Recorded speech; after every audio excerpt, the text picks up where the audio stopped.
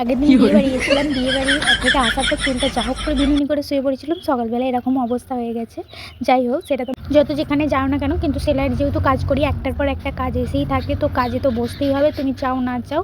কারণ এর আগে অনেকগুলো কাজ ছিল, সেগুলো শরীর খারাপের জন্য কাজগুলো করা হয়নি, কিন্তু এখন করতে হচ্ছে। আর এটা হচ্ছিলো আমার একটা বান্ধবীর শার্ট দুটো দিয়ে গেছিলো। এর আগেও একটা শার্ট দিয়ে গেছিলো, আর ওই যে হলুদ শার্টটা, ওই শার্টটার মাপে শার্টগুলো ফিটিংস করে দিতে হবে। আর তলাটা যে বড় আছে সেটা কাটিয়ে ছোটো করে নিতে হবে। এর আগের যে মানে কাজটা করে দিয়েছিলাম সেটা ওর খুব পছন্দ হয়েছিল, তাই জন্য আবার একটা শার্ট দিয়ে গেছে।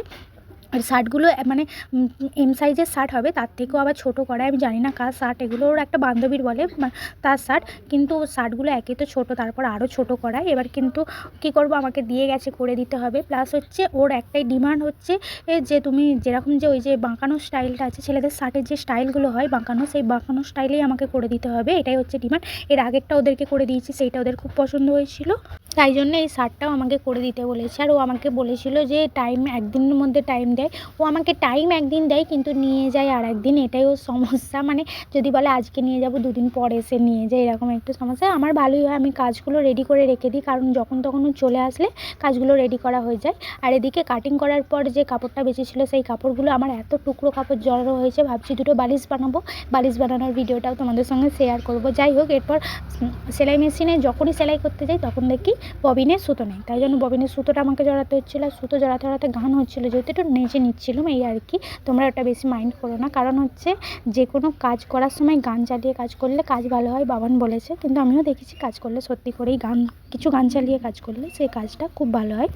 যেহেতু ববিনে একটুও সুতো ছিল না, তাই জন্য আমি পুরো ফুল একদম সুতো পরিয়ে নিয়েছি। আর সুতোটা যখন পরায় না, একটু টান করে পরাবে, কারণ সেলাইয়ের সময় তুমি যদি টান করে সুতো না পরাতে পারো, তাহলে দেখবে সেলাইটা কীরকম একটু ছাড়া ছাড়া হবে, গুটিয়ে যাবে, ভালো হবে না ববিনে যদি সুতো ঠিকঠাকভাবে জড়ানো না থাকে।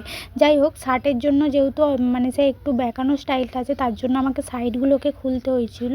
3টে পার্টে করা ছিল, সেই 3টে পার্টের দুদিকটা সাইডগুলোকে খুলতে হয়েছিল, এবং যেমনভাবে বেঁকিয়ে বেঁকিয়ে সেলাই করা ছিল, আমাকেও ঠিক সেইভাবে বেঁকিয়ে বেঁকিয়ে সেলাই করতে হয়েছিলো। সেলাই করতে করতে আমি নিজেই বেঁকে যাচ্ছিলাম, এই আর কি।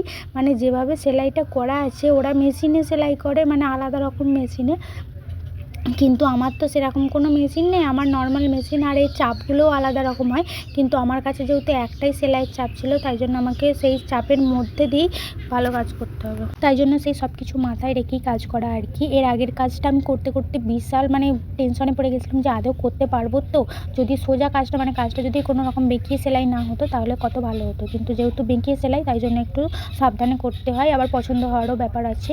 যাই হোক, তারপর সেলাইগুলো আমার কমপ্লিট হয়ে গেলো। এরপর যে সাইডগুলো খুলেছিলাম, সেই সাইডগুলো জাস্ট একটু করে সেলাই করে নিচ্ছি। সেলাই করে নেওয়ার পর ফিনিশিংটা কত ভালো এসছে দেখো। শার্টটা ছোটও হয়ে গেছে, এদিকে সুন্দরও হয়ে গেছে, কিন্তু বান্ধবীকে ফোন করায় বান্ধবী ফোন ধরে নেই, সাইডটা মোড়াতেও হবে কি সেটাও বলে নেই। এইটাই হচ্ছে আমার রাগের বিষয় হয়। ওই জন্য আমি বলছি যে যখন তুমি কাজ দিয়ে যাবে, তোমাকে তো ফোনটা দেখা উচিত একবার। যে যাই হোক, আজকের এই ভিডিওটা তোমাদের কেমন লাগলো অবশ্যই জানিও। আর এইভাবে শার্ট আমি ছোটো করি, সবার শার্ট ছোটো করে দেওয়া হয়, কিন্তু আমার বাপিরটা করা হয় না, এই জন্য আমার মায়ের রাগ। তো সিদ্ধান্ত নিয়েছি বাপিরটা করবো।